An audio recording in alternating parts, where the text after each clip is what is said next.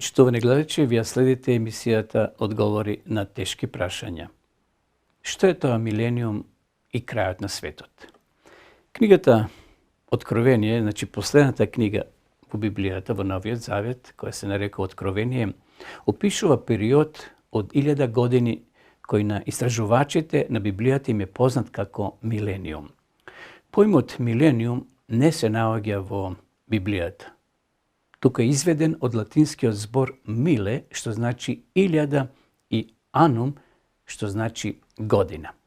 Во теологијата овој назив се употребува исклучиво да го означи 1000-годишниот период опишан во Откровението 20 глава. Од сите временски пророштва во Библијата најлесно може да се установи почетокот и крајот на милениумот, зашто тој период почнува со Воскресение и завршува со Воскресение. Воскресението со кое почнува се нарекува прво Воскресение и во таа прилика ќе воскреснат, вели Библијата, само умрените праведници. Зашто писмото кажува: блажен е и свет оној што има дел во првото Воскресение. Откровение 20 глава 6 стих. Воскресението при крајот на милениумот е наречено второ Воскресение и тогаш ќе воскреснат само умрените неправедници, зашто Библијата кажува, цитирам Откровение 20 глава 5 стих: другите пак од умрените не оживеа додека не се наврши 1000 години. Тоа е првото Воскресение. Тоа се воскресенијата на кој мислел Исус кога рекол во Јован, запишано е 5 глава 28 и 29 стих: не чудете се на ова, зашто иде часот кога сите кои се во гробовите ќе го чујат гласот на Синот Божи и ќе излезат, кои правеле добро ќе воскреснат во живот или за живот, а кои правеле зло ќе воскреснат за осудување. Почитувани, бидејќи Библијата јасно кажува дека воскресението на праведните ќе се случи при второто Христово доаѓање, ние знаеме кога ќе почне милениумот, значи со Христовото доаѓање, односно со воскресението на праведните. Апостол Павле пишува: ова пак ви го велиме преку Словото Господово, дека ние живите, што ќе останеме до доаѓањето на Господа, нема да ги претекнеме умрените, бидејќи сам Господ со заповед при глас на архангел и при труба Божја ќе слегне од небото.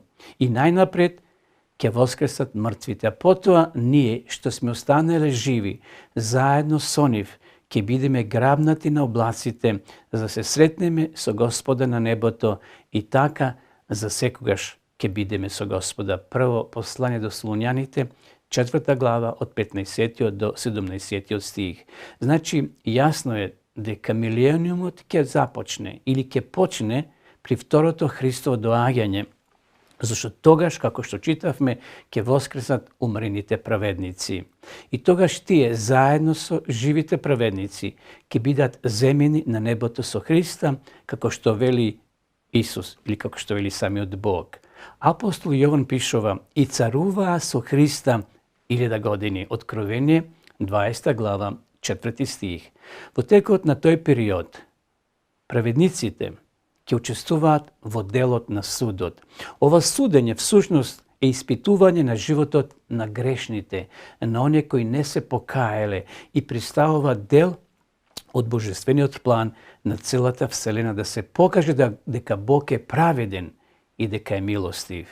Избавените затоа што ги избрале Божите патишта и на тој начин со Христовата праведност добиле право и способност за небото. Тие ќе се вознесат на небото кога Исус ќе дојде на оваа земја. Каде ќе се наоѓаат непокаените додека се испитува нивниот живот? Тие ќе бидат овде на оваа земја, во своите гробови. При Христовото доаѓање ќе станат само праведниците, па јасно е дека милиони непокајани грешници кои умреле во текот на сите векови ќе останат во своите гробови се до воскресението при крајот на милениумот. Тие денеска не се на небото грешните, односно умрените, дали во рај или во пекол, не. Денеска и добрите и лошите се наоѓаат во своите земни почивалишта во гробовите. Тоа воскресение ќе го чекаат и неправедниците кои биле живи во часот на второто Христово доаѓање, но го изгубиле животот од неговата слава. Значи, живите грешници кои ќе се затекнат при второто Христово доаѓање ќе умраат и тие ќе чекат 1000 години да воскреснат во второто воскресение да примат суд. Може да читате во 2 Солуњаните 1 глава од 7 до 10 стих, Еремија 25 глава 33 стих и така натаму. Според тоа, во текот на милениумот земјата ќе биде ненаселена и пуста. Тоа ни помага, почитувани, да сватиме зошто Библијата кажува дека сатаната ќе биде врзан во текот на сите тие 1000 години. Уште од времето кога прв пат ги искушувал Адам и Ева во Едемската градина, сатаната се обидувал да ги измами луѓето и да ги наведува на грев. Но сега кога праведниците ќе бидат земени на небото, а грешните, неправедните ќе бидат во своите гробови, тој ќе нема едноставно работа. Зато Библијата го пишува како врзан со вериги, Откровение 20 глава 1 и 2 стих. Тие вериги се символички, а не вистински. Како и ние понекогаш што кажуваме дека сакаме нешто да сториме, но рацете ни се врзани. Вознесението на праведниците и смртта на неправедните се алки во синџирот со кој е врзан сатаната. Библијата кажува, почитувани, дека сатаната ќе биде врзан и фрлен во бездна. Откровение 20 глава 1 и 2 стих. Таа бездна е нашата земја, нашата планета.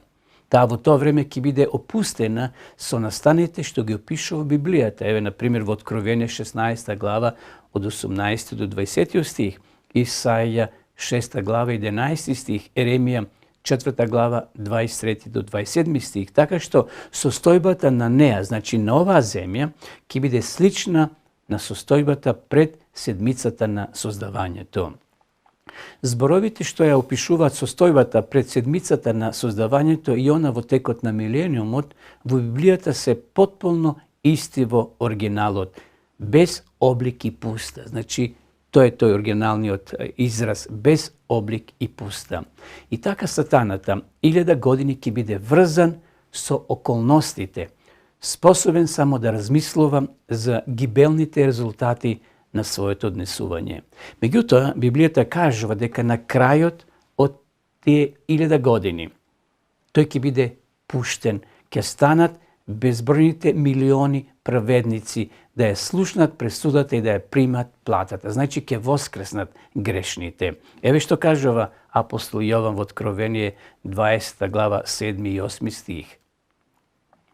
А кога ќе се навршат 1000 години, сатаната ќе биде пуштен од затворот свој и ќе излезе да ги мами народите по 4 краишта на земјата, Гога и Магога, и да ги собере за војна. Бројот ним е како морскиот песок. Зошто сега сатаната ги собира неправедните за борба? Затоа што сака да превземе уште еден конечен напад во својата вековна борба против правдата. Тој сака сега да го нападне светиот град, домот на избавените кој се спушта од небото.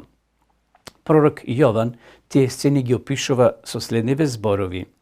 Тогаш јас, Јован, го видов светиот град Јерусалим, нов како слегува од Бога, од небото, стокмен како невеста променета за својот маж. 21 глава 2 стих. А потоа ги опишува четите на грешните. Те излегоа по ширината земна и го заобиколија живеелиштето на светиите и возлюбениот град. И падна од облак оган небесен и ги проголта. 20 глава 9 стих. Меѓутоа, овој обид, почитувани, ќе пропадне на сатаната. Оган од небото ќе уништи секоја трага на гревот и ќе очисти ова земја. Апостол Петар додава: и ќе дојде денот Господов како крадец во ноќно време, тогаш небесата со бука ќе ги снема, а стихиите ќе пламнат и ќе се разрушат, а земјата и се што е на неја ќе изгори. 2 Петрова 3 глава, 10 стих. И така, почитувани, на крајот од миленумот, ќе исчезне и сатаната и сите што го избрале неговиот пат. Тогаш Бог ќе ја обнови оваа земја, оваа планета на која денеска ние живееме и ќе ја претвори во вечен дом на избавените. Апостол Петар пишува, но ние според неговиот завет на кој ќе се настани правдата. 2 Петрова, 3 глава, 13 стих.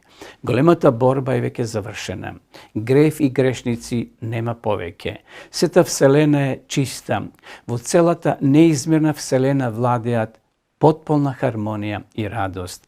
Од оној што создал се, тече живот, тече среќа и радост ни сите светови на бесконечното пространство.